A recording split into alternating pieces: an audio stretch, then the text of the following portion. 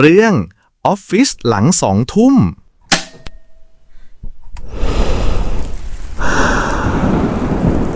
ผมชื่อวิน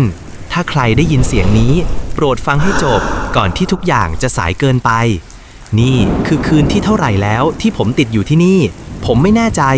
นาฬิกาบนผนังหยุดเดินตั้งแต่เมื่อคืน20:47 นาทีเป๊ะบริษัทนี้ดูทันสมัยมีห้องประชุมหรูโต๊ะทำงานเรียงระเบียบระบบรักษาความปลอดภัยแน่นหนาใครจะคิดว่าเบื้องหลังความสิวิไลพวกนี้มันสร้างขึ้นจากความตายและหลัง2 ทุ่มพวกเขาจะกลับมา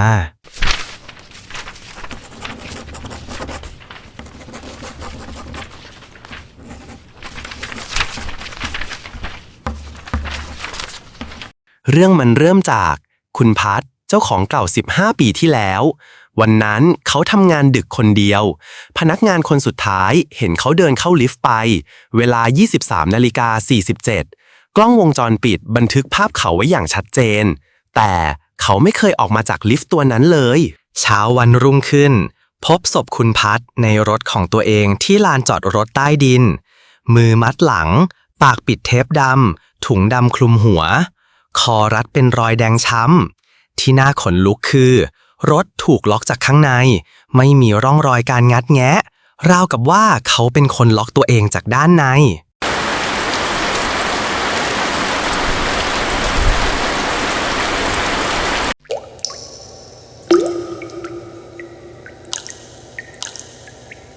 ในวันเดียวกันนั้นพนักงานหญิงชื่อนารีหายตัวไปจากชั้น7ไม่มีการแจ้งความไม่มีใครตามหาเธอหายไปราวกับไม่เคยมีตัวตนแต่ผมมารู้ทีหลังนารีไม่ใช่แค่พนักงานธรรมดาเธอคือผู้ช่วยคนสนิทของคุณพัทและเป็นคนที่เขามักจะไว้ใจให้จัดการเรื่องลับๆของบริษัทเรื่องที่ไม่ควรมีใครรู้และดูเหมือนเธอรู้มากเกินไปเธอคือพนักงานคนสุดท้ายที่ทำงานดึกอยู่ชั้น7ชั้นเดียวกับที่คุณพัทเข้าลิฟต์ไป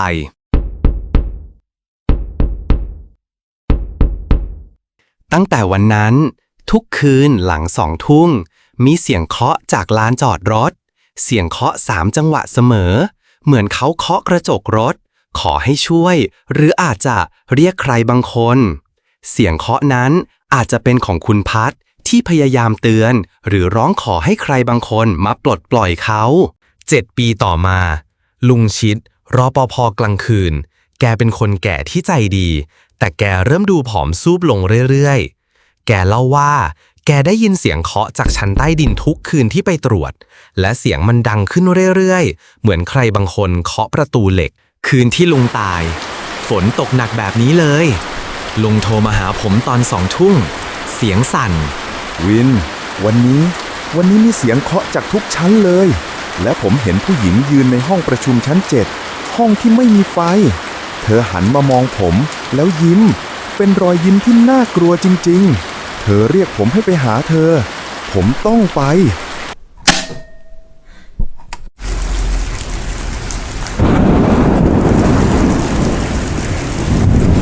เช้ามาพบศพลุงชิดในป้อมยามมือไม่เป็นแผลแต่ไม่มีไฟฟ้าลัดวงจรไม่มีร่องรอยไหม้ของสายไฟอุณหภูมิในป้อมก็เย็นเฉียบผิดปกติบนโต๊ะมีกระดาษเขียนด้วยลายมือลุงเธอบอกให้ฉันมาที่นี่เธอบอกว่าจะไม่เจ็บคำพูดนั้นเหมือนคำสาปคำชวนของใครบางคนที่ไม่ใช่คน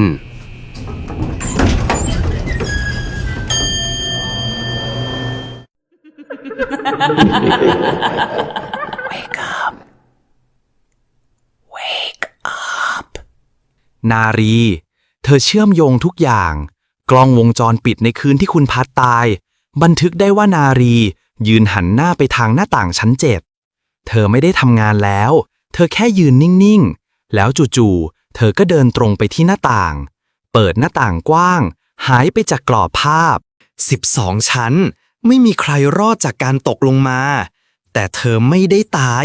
เธอไม่ได้ตายเธอแค่หายไปเพื่อกลายเป็นสิ่งที่น่ากลัวกว่ากลายเป็นผู้ควบคุมและเธอยังมาทำงานทุกคืนและรวบรวมเพื่อนร่วมงาน เพื่อนร่วมงานที่เธอต้องการให้มาชดใช้ หรืออยู่เป็นเพื่อนในที่แห่งนี้ชั่วนิรันดร์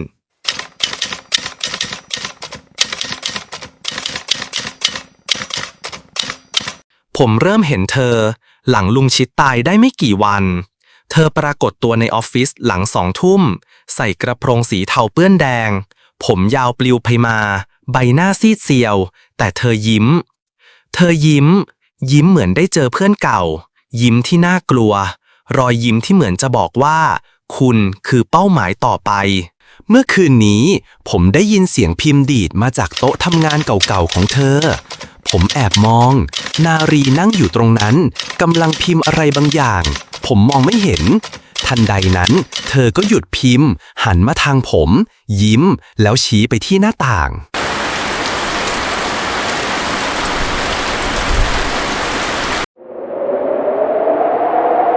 ผมมองตามไปนอกหน้าต่างชั้น12คุณพัดยืนอยู่ตรงนั้นลอยอยู่กลางอากาศมือไหม้เขายิ้มเหมือนกับที่นารียิ้มแล้วโบกมือเรียกในแววตาของเขามีทั้งความว่างเปล่าและความทรมานที่ถูกกักขังเหมือนเขากำลังถูกควบคุมมีเสียงเคาะประตูผมไม่กล้าหันไปมองแต่ผมรู้ว่าใครอยู่ข้างนอกลุงชิดยืนอยู่ตรงนั้นมือไหม้เป็นแผลสีดำลุงยิ้มไร้วิญญาณเหมือนหุ่นกระบอกที่ถูกชักใยวินมาทำงานด้วยกันเถอะที่นี่ดีนะไม่ต้องกลับบ้านอีกแล้ว Wake up วินมาทำงานกับเราเถิดที่นี่เราจะอยู่ด้วยกันตลอดไปเหมือนที่คุณพัดเหมือนที่ลุงชิดและคนอื่นๆอยู่กับฉันพวกเขาไม่ได้อยากทำร้ายแต่นารีต่างหากเธอคือผู้บงการที่อยู่เบื้องหลังความหวาดกลัวนี้เธอไม่ได้อยากได้แค่เพื่อนเธอต้องการจะกักขังทุกคนไว้ในวังวนแห่งความมืดมิดของออฟฟิศนี้ถ้าคุณได้ยินเสียงนี้อย่าทำงานดึกอย่าอยู่คนเดียวหลัง2 ทุ่มและที่สำคัญถ้าเห็นผู้หญิงใส่กระโปรงสีเทาอย่าดูอย่าฟังอย่าตอบเพราะเมื่อคุณตอบ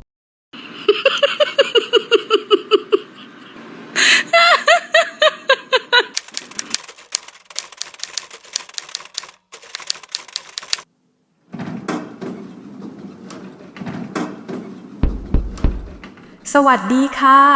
วินถึงเวลาทำงานแล้วไม่ผมยังไม่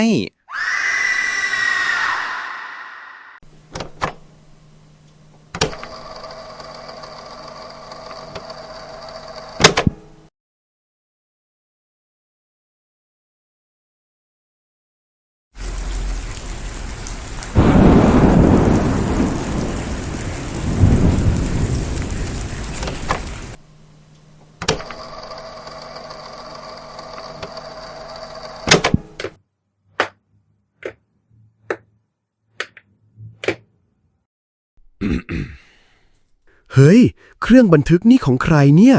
ลืมไว้ในออฟฟิศเก่าๆนี่ได้ไงลองฟังดูสิผมชื่อวินถ้าใครได้ยินเสียงนี้โปรดฟังให้จบก่อนที่ทุกอย่างจะสายเกินไปเรื่องแปลกๆนี่มันสยองชะมัดเลยเอ๊ะมีเสียงอะไรข้างนอก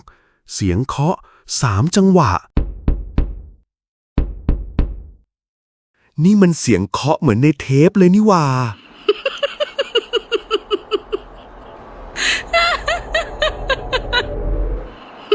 เฮ้ยใครอยู่ข้างนอกนั่น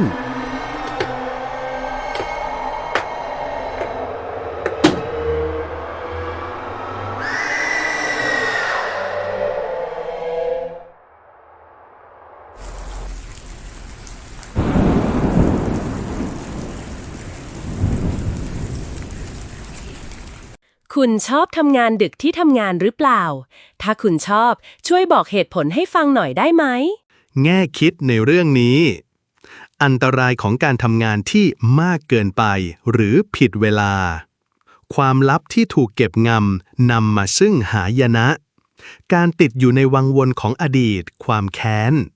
ความโดดเดี่ยวและความต้องการการยอมรับ แม้หลังความตาย จบแล้วจ้า ถ้าคุณชื่นชอบนิยายเสียงหลอน ฝากกดไลค์ กดแชร์ กดติดตาม เพื่อเป็นกำลังใจในการนำเสนอครั้งต่อไปจ้า